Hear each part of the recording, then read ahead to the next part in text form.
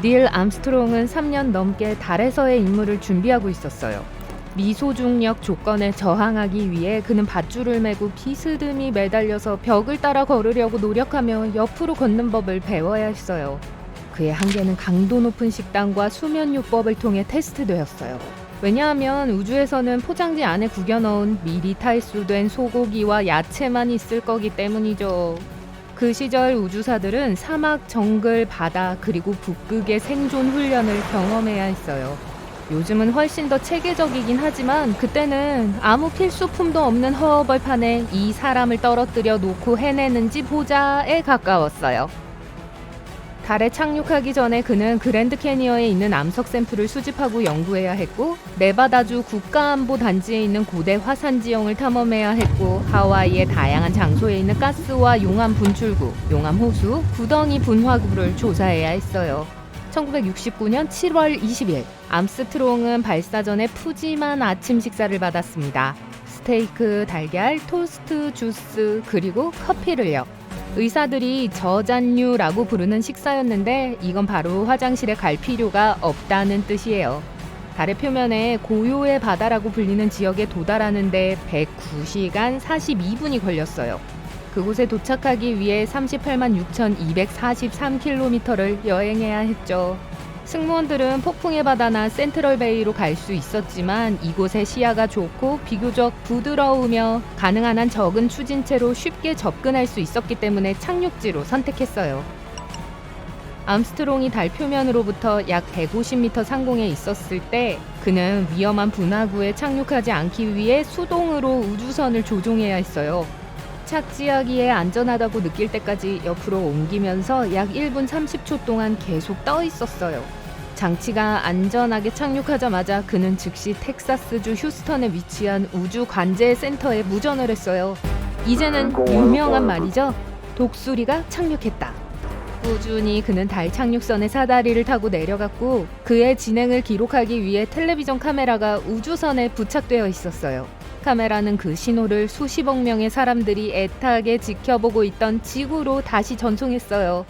정확히 같은 날 오후 10시 56분에 닐 암스트롱은 달 토양에 발을 올려놓으며 말했어요. 한 인간에게는 작은 한 걸음이지만 인류에게는 하나의 위대한 도약입니다.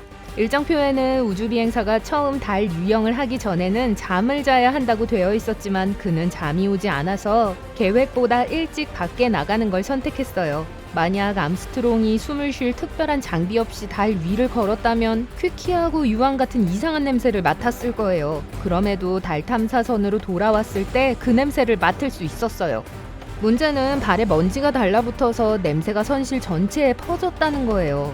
그는 그걸 젖은 벽난로 재 또는 불꽃쇼가 끝난 후 공기의 냄새와 같았다고 묘사했어요. 달에 갈 때 향초가 필요할 줄 누가 생각이나 했겠어요?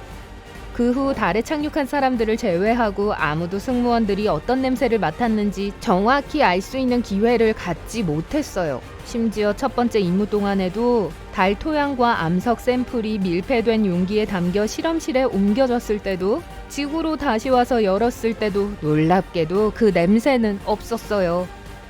그는 또한 달의 표면을 곱고 가루가 많았다고 느꼈지만 움직이는데 어려움이 없었다고 했어요. 다른 선원 한 명이 약 20분 후에 그와 합류했어요. 문워크 전체는 2시간이 조금 넘게 걸렸어요. 이 기간 동안 암스트롱과 그의 팀 동료는 달 표면에 다양한 장치를 설치했어요. 하나는 레이저 광선이 지구에서 달 표면까지 갔다가 다시 돌아오는 데 걸리는 시간을 측정함으로써 그곳에서 지구까지의 거리를 정확하게 측정하기 위한 것이었어요. 또 다른 건 달 지진과 잠재적인 운석 충돌을 측정하기 위한 것이었는데 이것은 결국 달이 꽤 활동적이라는 발견으로 이어졌죠.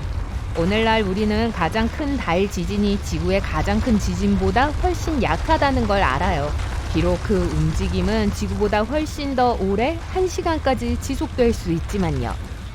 그들은 약 23kg의 암석과 토양 샘플을 모을 수 있었어요. 또 미국 국기를 꽂았던 지형의 사진을 많이 찍었어요. 우주비행사는 심지어 리처드 닉슨 대통령과 통화할 수 있는 기회도 얻었어요. 비록 1분도 안 되었지만 말이죠. 암스트롱의 마지막 리스트에 있던 건 달 착륙선에서 동쪽으로 59m 떨어진 이스트 크레이터로 알려진 곳으로 산책 가는 거였어요. 이 거리는 특정 임무에서 우주선으로부터 이동한 거리 중 가장 큰 거리였어요. 대략 축구장의 절반 정도 되는 길이에요. 임무가 끝나자마자 암스트롱은 달 착륙선 안으로 다시 들어가 잠을 자기 위해 안전하게 해치를 닫았어요. 발사를 준비하던 중 암스트롱과 그의 승무원들은 부피가 큰 우주복 때문에 상승 엔진 점화 스위치를 고장냈다는 걸 발견했어요.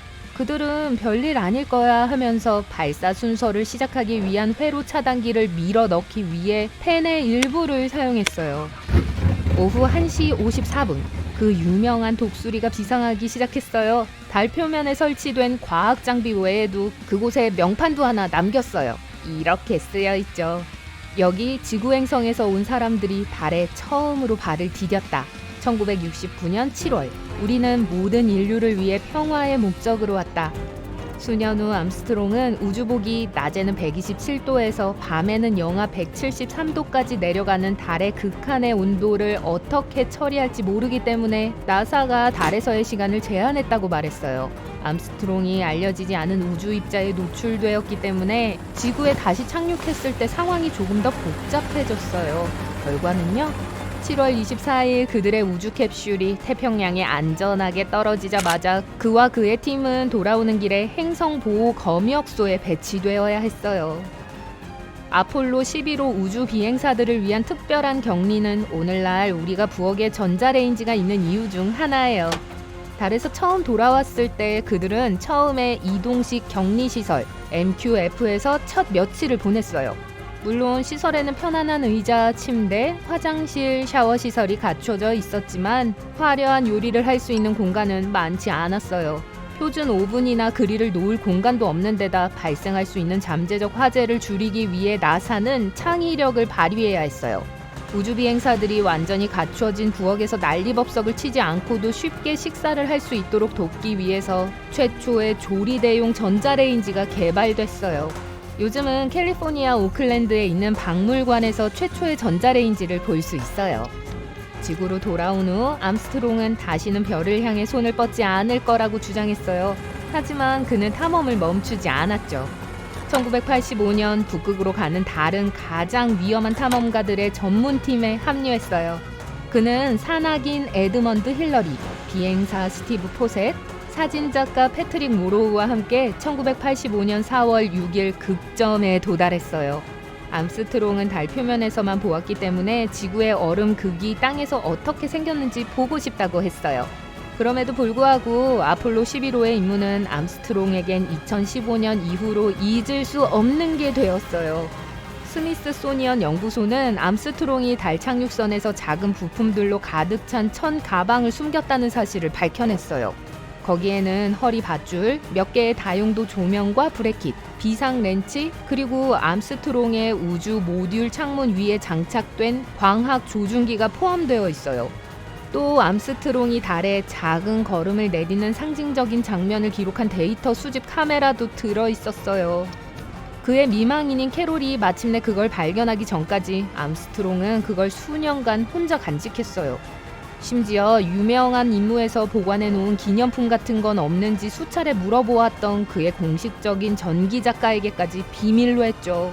하지만 암스트롱이 그 물건들을 지구로 몰래 가져간 게 아니라 단지 다시 가져오고 싶었던 쓰레기 더미라고 언급했을 뿐이에요.